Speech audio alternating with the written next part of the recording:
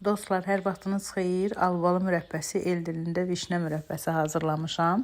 Bu mənim anamın reseptidir. Gecə zəng vurub soruşmuşam. Rəngi də, gözəlliyi də göz önündədir. Kaş ki aromatını da sizə ötürə bilərdim. 2 kilo 200 meyvəm var idi. Təmizlədim, yudum, suda saxladım və 2 kilo 200 şəkər, 200 qram isə su.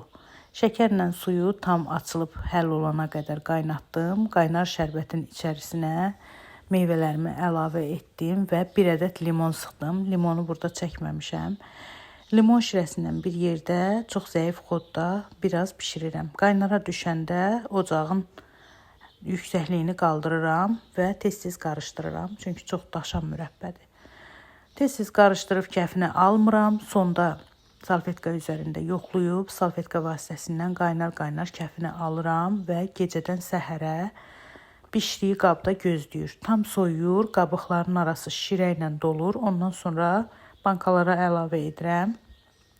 Mən 3 ədəd 700 qramlıq, 1 ədəd 1 kiloluq banka doldu məndə. Mən onları soyuducuda saxlayıram. Ümumiyyətlə qırmızı mürəbbələri soyuducuda saxlamağı sizə də məsləhət görürəm. Rəngini qoruyub saxlayır. Siz də mənim səhifəmi takib edin, dostlarınızla paylaşın. Belə gözəl reseptlər qarşıda çox olsun. Meyvənin çıxan sezonudur. Mən də bunları həyətimizdən dərmişəm. Növbədə bəlkə sizin üçün inşallah ki döyməç hazırladım və tut mürəbbəsi.